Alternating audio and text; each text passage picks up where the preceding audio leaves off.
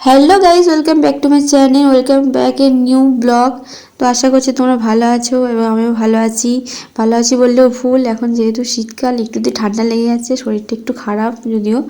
তো আমি এখন তোমাদের সাথে শেয়ার করব আমি এই উইন্টারে কলেজ না গেলে বাড়িতে কি করি সারাদিন, সেটা তোমাদের সাথে চলো শেয়ার করি। তো প্রথমে আমি ব্রাশ ট্রাশ করে নিয়েছিলাম, বাইরের দিকে একটু ঘোরাঘুরি করছিলাম, তারপরে খেয়ে নিয়েছিলাম দুটো বিস্কুট দিয়ে চা। আমার তো সুগার ফ্রি বিস্কুট খেতে দারুণ লাগে। তারপর ছিল টিউশন পড়ানো, আমার প্রত্যেক দিনই থাকে টিউশন পড়ানো, মানে শনি আর রবিবার ছাড়া, মানে প্রত্যেক দিন থাকে, মানে 5 দিন টোটাল তো পড়ানো থাকে। তো পড়িয়ে নিয়ে আমি 9টার পর, মানে 9টায় ছুটি দিয়েছিলাম, আমি আমার জিকে বইটা নিয়ে বসে পড়েছিলাম।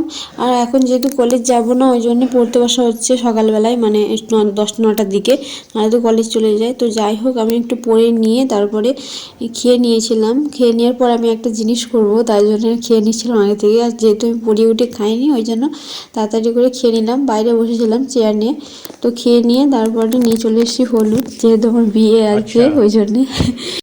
না বিয়ে না, অ্যাকচুয়ালি আমার বৌদি বলছিল মাখবে হলুদ, ওই জন্যে বৌদি বেটেছিল, এতে ছিল বেসন দিয়েছিল, নিম পাতা আর হলুদ একসাথে মিক্সড করে মাখলে মুখেরও মানে অনেক ভালো হবে স্কিনটা। ওই জন্য আমি বললাম দাও তাহলে আমিও একটু মাখি, যদি একটু ফর্সা হয় ওই জন্যে। তো আরও ওই জন্য মেখে নিয়েছিলাম। যাই হোক, শীতকালে হলুদ মাখা অনেক ভালো। তোমরাও চাইলে আমার মতো ফর্সা হওয়ার জন্য হলুদ মেখে নিতে পারো। তো যাই হোক, স্নান টান করে নিয়েছিলাম, তারপরে ছিল পুজো দেওয়া, আমার প্রত্যেকদিন থাকে পুজো দেওয়ার কাজ, তো সেটা করে নিয়েছিলাম। তারপর দুপুরে বসে পড়েছিলাম একটা বেল নিয়ে, মানে কয়েদ বেল।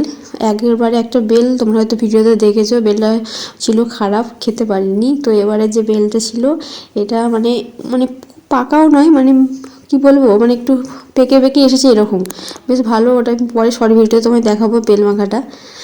দুপুরে খাওয়া দাওয়া করার পর আমি আবার বসে পড়েছিলাম মক টেস্ট দিতে।